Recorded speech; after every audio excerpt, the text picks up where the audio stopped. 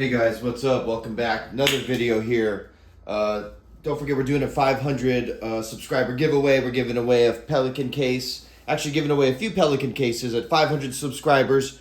And then again at 1,000. So make sure you subscribe. Alright everybody, so continuing here with the travel or business casual EDC.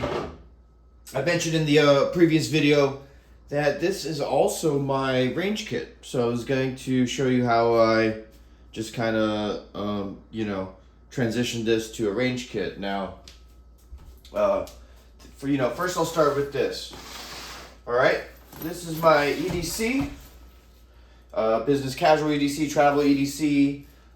This is, I would say, more gray man because this is like totally not at all tactical, right? This is travel wear, I got at the fancy luggage store. It's not Toomey, it's Briggs & Riley. It's not luxury, it's very premium, it's a $300 backpack, I know, right?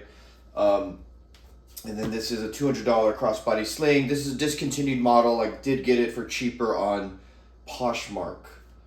Nevertheless, these, right, are... So those are the bags, and these are the cases. Now, this is a Pelican ruck case. Alright, so from what I understand, these are Chinesium.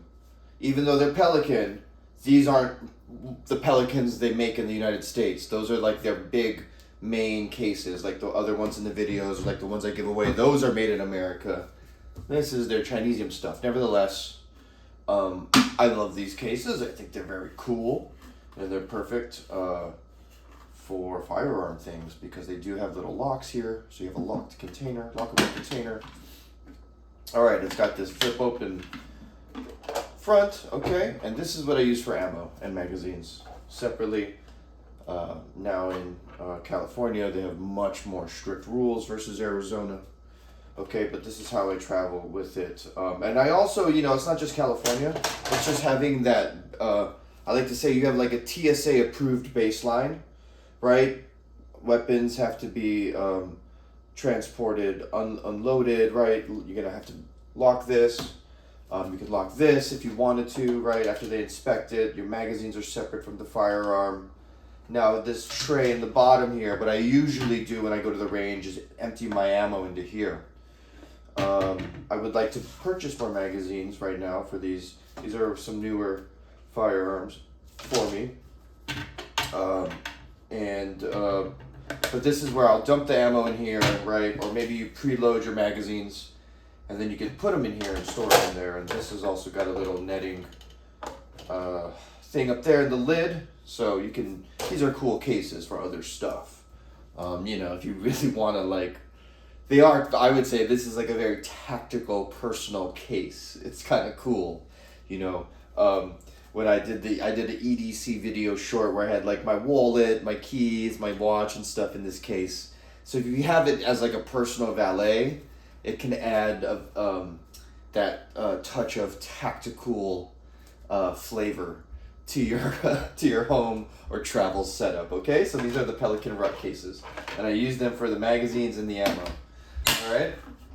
And then these, I will show you. These have been all checked, cleared prior.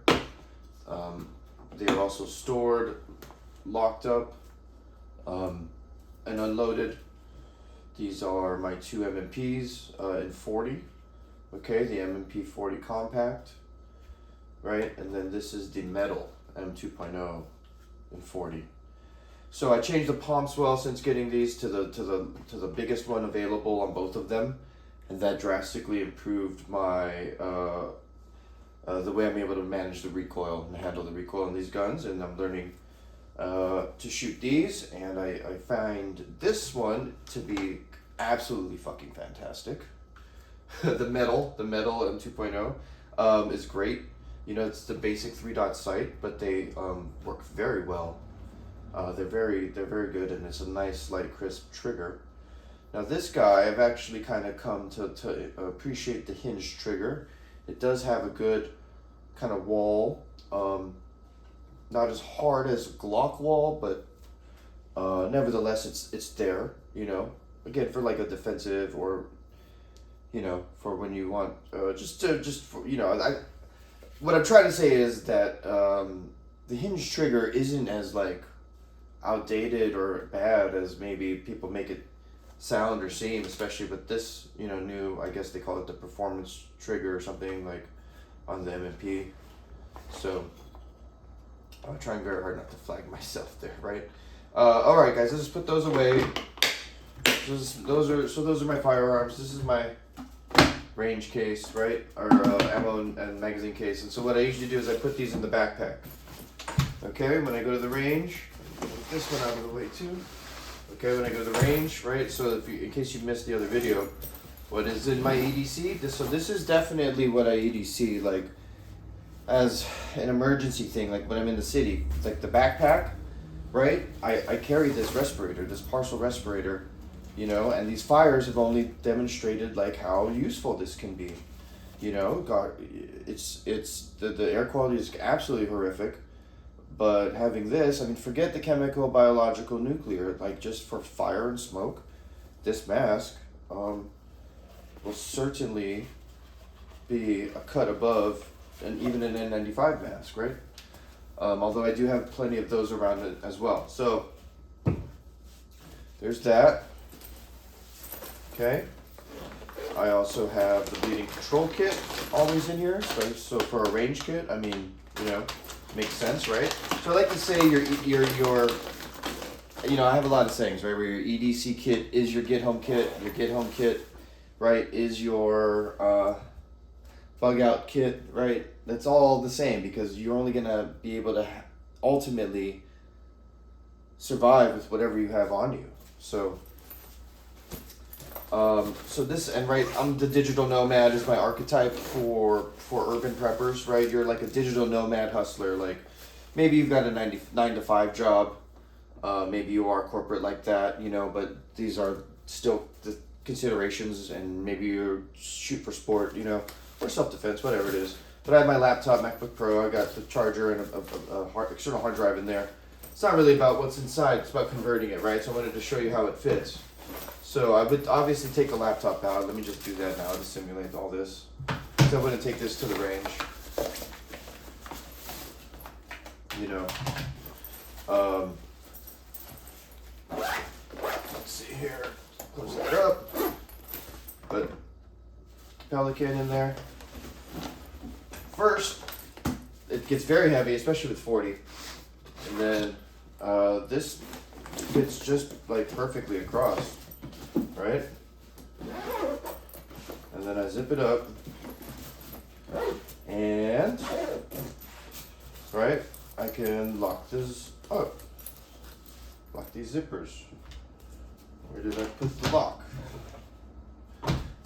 I do keep a lock. See, so I also have this now, right? In case you missed the other video, why is this part of my range kit? Because in here I have, you know, these Glock earmuffs and glasses I got real cheap.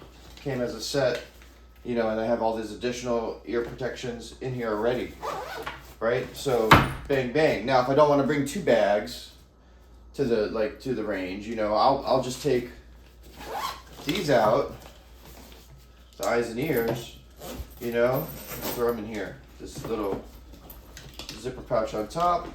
It's got a quicker access. Hopefully you can see that. See, sorry, it's a little tight, you know, because of the other stuff in the main compartment, but it'll close. I'll get it. All right. So now it's just one bag. You know, I don't have all this extra stuff, but it's like, all right, well, you know how that goes. You don't want to. I can just have one bag. I've got ammo, magazines, eyes and ears, of course, the firearms, and I can lock it up. I was gonna. Oh, that's it. I have a lock in here. You know, where is it? There it is. Bang, bang. Right? Let me see here. All right, so just to show you, here you go. You can lock these up like that. Bang. Boom. I don't want to show my code, but there it is, right?